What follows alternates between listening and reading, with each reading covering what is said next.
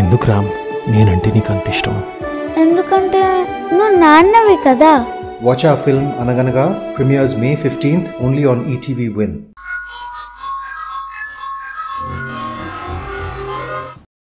Cricket betting లో పోయింది.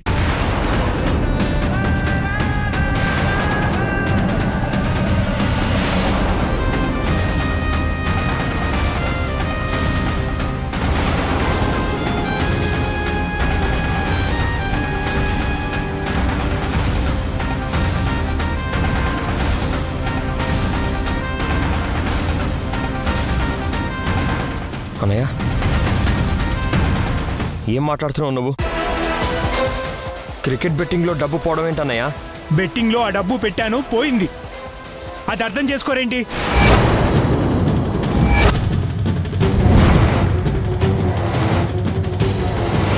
ఏం మాట్లాడుతున్నావు అన్నయ్య? నువ్వు క్రికెట్ బెట్టింగ్ ఆడడం ఏంటి? అవునరా, ఏ తప్ప? చూసావమ్మా, చూసావా అన్నయ్య ఎంత నిర్లక్ష్యంగా సమాధానం చెప్తున్నాడో చూసావా? ఆ డబ్బు స్టాఫ్ శాలరీ కోసం ఇచ్చాను. ఇప్పుడు వాళ్ళకి జీతాలు పడకపోతే మనల్ని నమ్ముకున్న స్టాఫ్, ఆ స్టాఫ్ ఫ్యామిలీస్ ఏమైపోవాలి? మాట్లాడవేంటన్నయ్య? ఏంట్రా తేజ, రోజు రోజుకి నువ్వు ఇలా తయారవుతున్నావు. ఆ రోజు అంతే, నీ ఫ్రెండ్కి 20 లక్షలు డొనేషన్ ఇవ్వమని గుడ్డిగా చెప్పేశావు. ఇప్పుడేమో యష్ ఏమో స్టాఫ్కి జీతాలు ఇవ్వమని డబ్బులిస్తే అవి బెట్టింగ్లో పెట్టి నాశనం చేసేసానని చెప్తున్నావు. ఏంట్రా ఇది? ఏం చేస్తున్నావో నీకు అర్థమవుతుందా? ఒరే తేజ, అసలు నీకేమైందిరా? ఎందుకు ఇలా మూర్ఖంగా ప్రవర్తిస్తున్నావు? అసలు ఆలోచన లేకుండా ఇలా ఎలా చేశావు? ఏంట్రా తేజ, మీ నాన్న అడుగుతుంటే సమాధానం చెప్పవేంటి? అసలు నువ్వు నా పెద్ద మనవడివని చెప్పుకోవడానికి నాకు సిగ్గుగా ఉందిరా. అంత సిగ్గుగా ఉంటే నా గురించి చెప్పుకోవడం మానేయండి.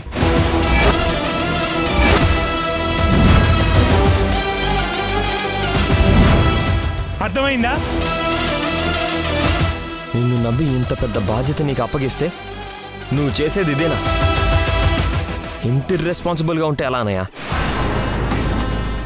యష్, ఇప్పుడు నువ్వు మీ అన్నయ్య మీద అరిచినంత మాత్రాన్న పోయిన డబ్బు తిరిగి వస్తుందా?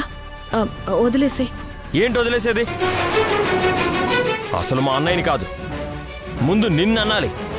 నీ వల్ల ఇదంతా జరిగింది.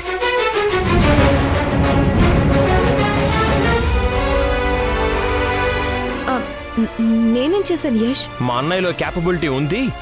నాకంటే ముందు కంపెనీని నడిపినవాడు.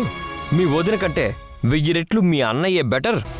ఆఫీస్లో ఏదైనా బాధ్యతని మీ అన్నయ్యకి అప్పజెప్పి చూడు మారతాడు అని నువ్వే కదా సింధు సలహా ఇచ్చావు.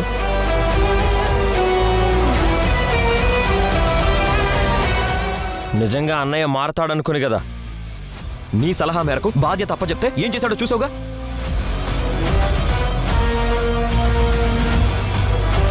ఆ డబ్బు మొత్తం బెట్టింగ్లో పెట్టి పోగొట్టాడు ఈ మహానుభావుడు. ఇదేనా మా అన్నయ్యలో నువ్వు చూసిన క్యాపబిలిటీ? ఇంకా అన్నయ్య, మా అన్నయ్యకి ప్రాజెక్ట్లో కీలక పోస్ట్ ఇద్దాం అనుకున్నాను. ఇచ్చుంటే ప్రాజెక్ట్ మొత్తాన్ని నాశనం చేసేవాడు.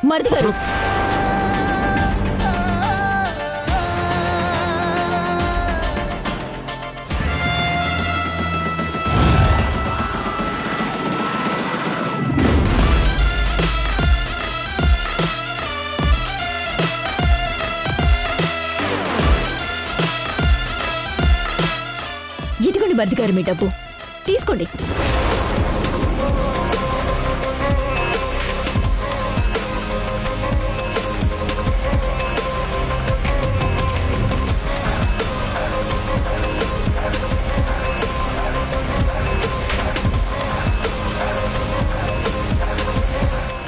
తీసుకోండి. నా భర్త బెట్టింగ్ అని డబ్బులేం పోగొట్టలేదు.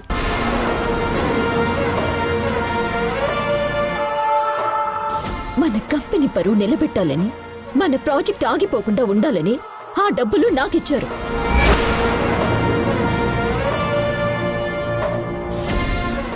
మరి బెట్టింగ్ ఆడి డబ్బు పోగొట్టానని ఎందుకు చెప్పావురా?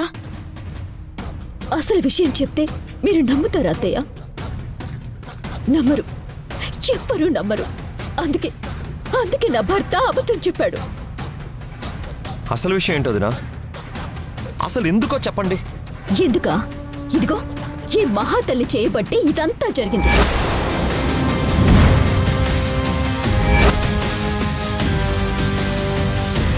ఏంటే ప్రతి దానికి వచ్చి సింధు మీద పడతావు? మధ్యలో నా మనవరాలు ఏం చేసింది? మధ్యలో కాదు బామ్మ, మొదటి నుంచి ఈ సింధు అంతా చేస్తుంది. చేసిందంతా నువ్వు చేసి అదంతా నా మీద తొయ్యాలని చూడకు. నీ మీదకి తోస్తున్నానా? ఇలా చేస్తూనే కదా సైలెంట్ గా సమస్యలన్నీ నా నెత్తి మీదకి తోస్తున్నావు.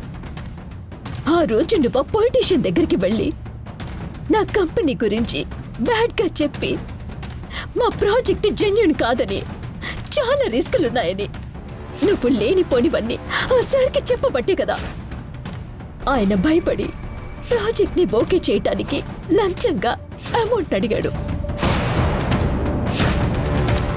మన కంపెనీ గుడ్ విల్ పోకూడదని, ప్రాజెక్ట్ ఎలాగైనా ఓకే అవ్వాలని స్టాఫ్ సాలరీస్ కోసం మరిది గారిచ్చిన ఈ డబ్బుని ఆ పొలిటీషియన్కి ఇవ్వమని నన్ను అర్థం చేసుకుని నా భర్త నాకిచ్చాడు. ఆయన లాంటి మంచి మనిషిని మీరంతా ఇష్టం వచ్చినట్టు మాట్లాడుతున్నారు. డబ్బులు నాకిస్తే మీ అందరితో మాటలు పడాల్సి వస్తుందని, మీరు అవమానిస్తారని తెలిసి కూడా నా భర్త ఈ పని చేశాడు. నా ప్రాజెక్టు కోసం ఇంత రిస్క్ చేసిన నా భర్తనా మీరందరూ ఎన్ని మాటలు అంటున్నారు? ఆ పొలిటీషియన్ కి డబ్బు ఇవ్వకుండా మళ్ళీ ఎందుకు వెనక్కి తీసుకొచ్చావు మధు? డబ్బులు ఇద్దామని సార్ దగ్గరికి వెళ్ళానత్తయ్య. ఈ ప్రాజెక్టు గురించి, మరిది గారు పడుతున్న కష్టం గురించి నేను ఆయనతో చెప్పాను.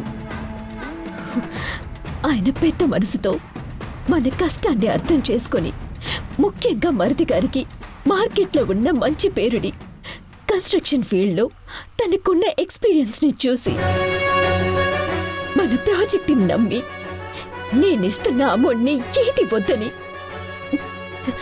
త్వరలోనే మీటింగ్ అంతా సక్సెస్ అవుతుందని, ఆ ప్రాజెక్ట్ని ఓకే చేస్తానని ఈ డబ్బుల్ని వెనక్కిచ్చేశారు.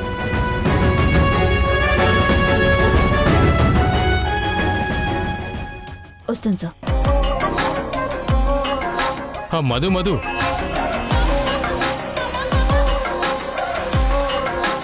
ఒక్క నిమిషం. ఏంటి సార్? ఒక్క నిమిషం ఇలా రా మధు. దేనికి సార్? ప్లీజ్ మధు, రమ్మంటున్నానుగా, రా.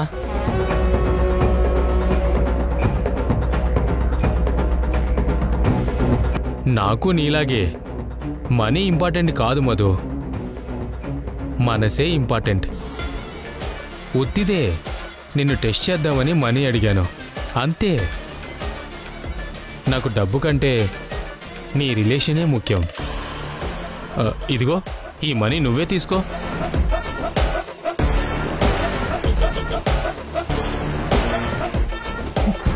నీలాంటి వాళ్ళని ఎంతమందిని చూశాను, ఎంతమందితో ఆడుకున్నాన్రా.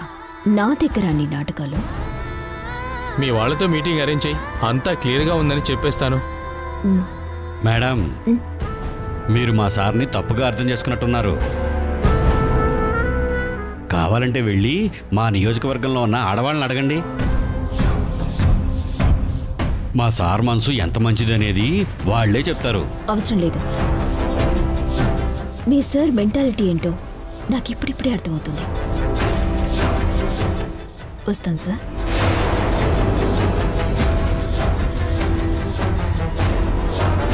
నేను ఈ విషయం చెప్తామని ఇంటికొస్తే నా భర్తని మీరందరూ ఈ డబ్బు విషయంలో బ్లేమ్ చేస్తున్నారు.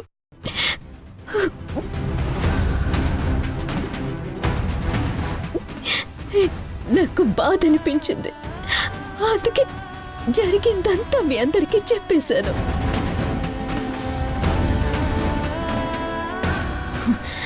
మరిది గారు, ఇంకా ఈ ప్రాజెక్టుకి నాకు ఎలాంటి సంబంధం లేదు.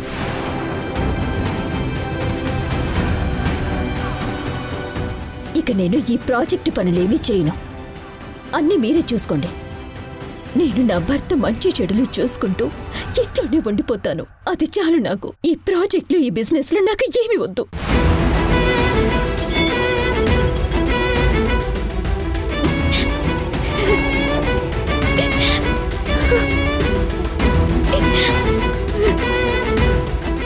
మధు, నిజంగా నువ్వు నా భార్య కావడం నా అదృష్టం మధు, నా అదృష్టం. సారీ వదిన, అసలు విషయం తెలియక తొందరపడి అన్నయ్య అనేశాను. అన్నయ్య, నీకు కూడా సారీ చెప్తున్నాను. ప్లీజ్ అన్నయ్య, ప్లీజ్ అన్నయ్య. డబ్బంతా బెట్టింగ్లో పోగొట్టాను అనేసరికి తట్టుకోలేకపోయాను అన్నయ్య. నీకు తెలుసు కదా ఈ బెట్టింగ్ల వల్ల ఎంతమంది జీవితాలు నాశనం అవుతున్నాయో. అందుకే అన్నయ్య అలా రియాక్ట్ అయ్యాను. అన్నయ్య మీద నాకేం కోపం ఉంటుంది చెప్పండి?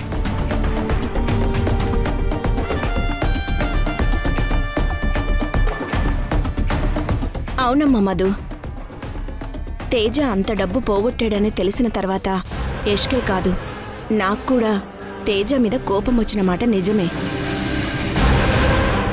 అయినా తేజ ఏంట్రా ఇది? నువ్వైనా నిజం చెప్పొచ్చు కదా. అబద్ధం చెప్పడం వల్ల ఎంత గొడవ జరిగిందో చూసావా? అసలా అనవసరంగా నీ మనసు బాధ పెట్టాం.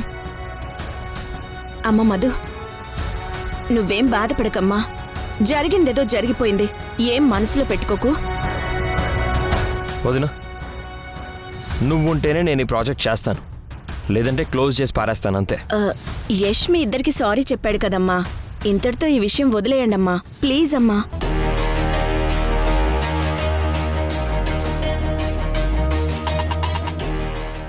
వదినా,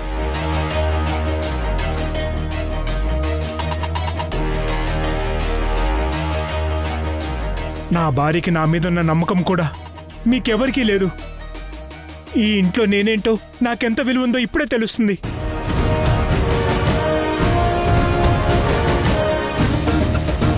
రే తమ్ముడు, రోజులు ఎప్పుడు ఒకేలా ఉండవురా. నాకు టైం వస్తుంది, అప్పుడేంటో నేను నిరూపించుకుంటాను.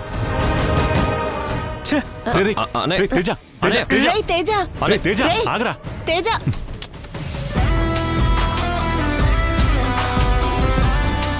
రేయష్, ఇలా జరిగిందేంట్రా?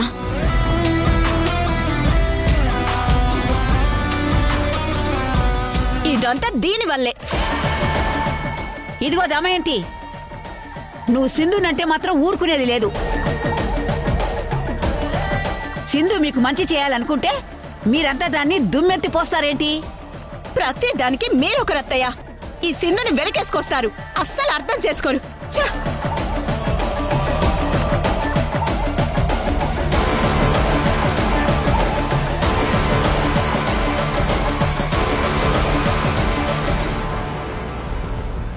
ఒరేష్, జరిగిన పరిస్థితులను బట్టి సింధుని నువ్వు అపార్థం చేసుకోకురా. తను ఏం చేసినా నీ మంచి కోసం, నీ కుటుంబ క్షేమం కోసమే చేస్తుందిరా. దయచేసి అది నువ్వు అర్థం చేసుకోరా ప్లీజ్.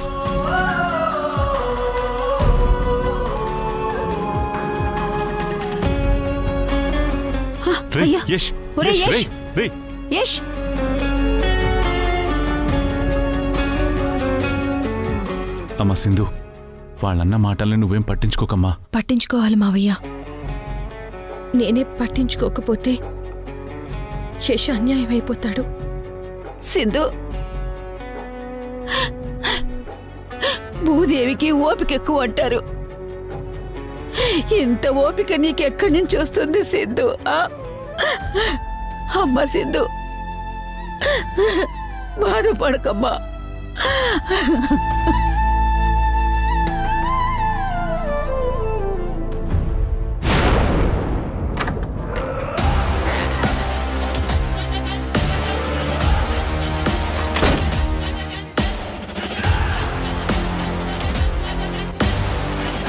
మధు, ఏంటి తేజ, మీ వాళ్ళు పని కట్టుకొని మరీ నిన్ను చాలా దారుణంగా అవమానిస్తున్నారు. ఇదంతా నాకే నచ్చడం లేదు. నా ముందే నా భర్తని విమర్శిస్తూ ఉంటే నాకెలా ఉంటుంది చెప్పు? ఊరుకో మధు, బాధపడకు. అయినా నువ్వెందుకు బాధపడుతున్నావు? అనింది నన్ను కదా. నిన్నంటే నన్నట్టే తేజ. నువ్వు నేను వేరు కాదు. మనుషులుగా మనం వేరైనా మన మనసులు ఒక్కటే. ఇప్పుడే చెప్తున్నాను తేజ, నీకు ఇంకోసారి ఈ ఇంట్లో వాళ్ళు ఎవ్వరైనా సరే నిన్ను అవమానించినా హేళన చేసి మాట్లాడినా వాళ్ళని మాత్రం వదిలిపెట్టాను, చంపి పారేస్తాను. నీ ఆత్మాభిమానానికన్నా నాకు ఏమీ ఎవ్వరూ ఎక్కువ కాదు. మధు, చాలు మధు, నాకు నువ్వు ఒక్కదానివే చాలు. మా వాళ్ళు నన్ను సరిగ్గా పట్టించుకోవట్లేదని మొన్న నువ్వు అన్నప్పుడు నేను రియాక్ట్ అవ్వలేకపోయాను.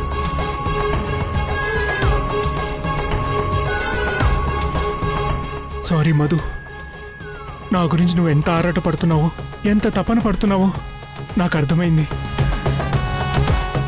ఇప్పుడు చెప్తున్నాను మధు, నువ్వు నాకు తప్ప ఈ ఇంట్లో నాకెవరు అక్కర్లేదు. మా అమ్మ, నాన్న, తమ్ముడు వీళ్ళెవరూ నాకు అవసరం లేదు. నువ్వే నాకు ముఖ్యం, నువ్వే నాకు సర్వస్వం. ఇప్పటి వరకు వీళ్ళందరూ నా వాళ్ళు అనుకున్నాను, కానీ నా విషయంలో వాళ్ళ ప్రవర్తన మారుతీరు చూసిన తర్వాత నా దృష్టిలో వాళ్ళందరూ చచ్చిపోయినట్టే. నువ్వు మాత్రమే నా దానివి. ఇక నుంచి ఏదైనా సరే నీ మాటే నాకు వేదం. నీకోసం నేను ఏదైనా చేస్తాను. అవసరమైతే నీకోసం నా ప్రాణాలు ఇవ్వమని ఇస్తాను.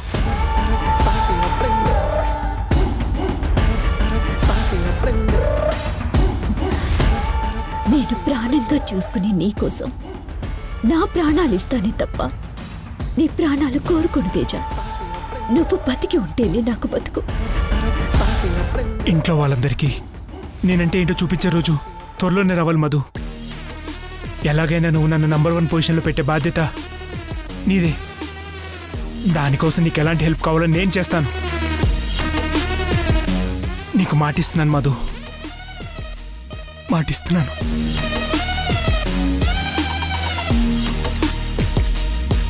బాధపడకు తేజ, నువ్వు నాకు అండగా నిలబడితే చాలు. నేను ఏదైనా సాధిస్తాను.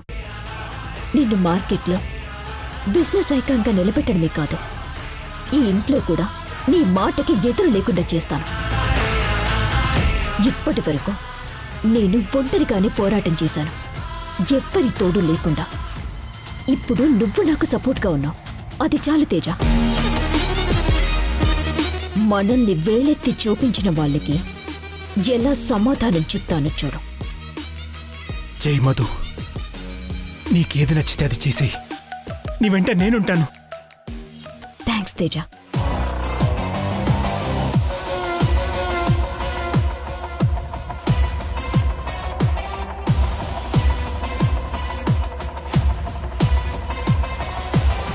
ఇప్పటికి తేజ పూర్తిగా నా కంట్రోల్లోకి వచ్చేశాడు. ఇంకా ఈ ఇంట్లో నా పట్టు బిగించాలి.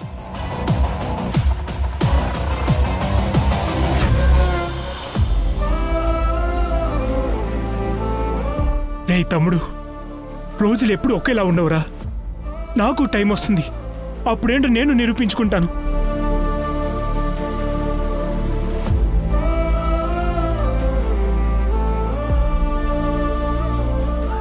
యష్,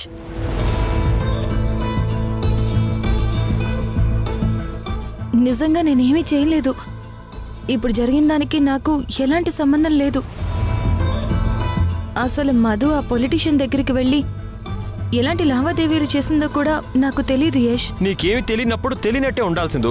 ఎందుకు ఆ పొలిటీషియన్ దగ్గరికి వెళ్ళి మాట్లాడావు? నువ్వు వెళ్ళి మాట్లాడడం వల్లే కదా ఇప్పుడు ఈ ప్రాబ్లం.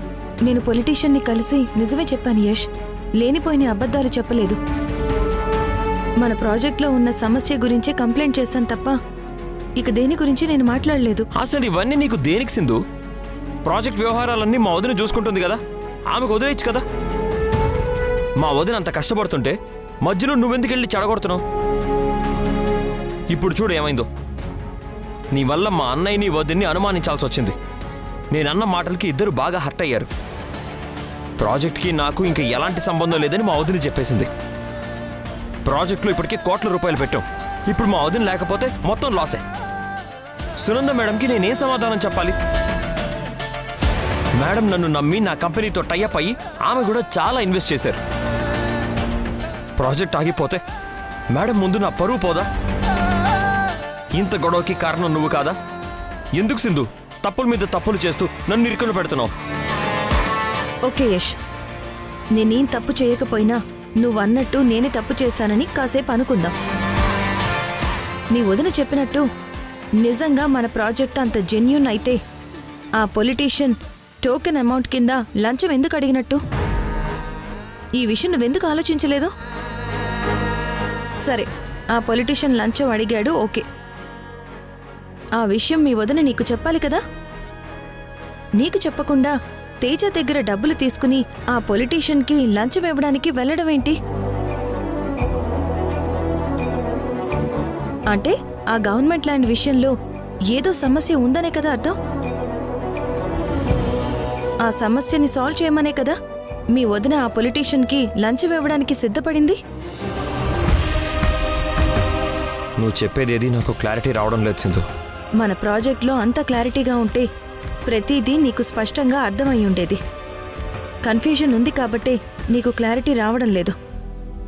చూడు యష్, అప్పటికీ ఇప్పటికీ నేను నీకు చెప్పేది ఒక్కటే, మీ వదిన నువ్వు అనుకునే అంత కరెక్ట్ మనిషి కాదు. ప్రాజెక్ట్ విషయంలో మీ వదిన్ని గుడ్డిగా నమ్మి ప్రతిదీ ఆమెకు వదిలేకు. ఏ నిర్ణయం తీసుకున్నా సరే బాగా ఆలోచించి నిర్ణయం తీసుకో. ప్రాజెక్ట్ విషయంలో ఒక్కసారి తప్పు జరిగితే దాన్ని సరిదిద్దుకోవడం చాలా కష్టం. ఆ విషయం నీకు కూడా తెలుసు. మార్కెట్లో ఎవరికీ మీ వదిన గురించి తెలియదు, నీ గురించి అందరికీ తెలుసు. రేపేదైనా ప్రాబ్లం అయితే కస్టమర్లందరూ వచ్చి నీ మీదే పడతారు. ఆ తర్వాత నీ ఇష్టం.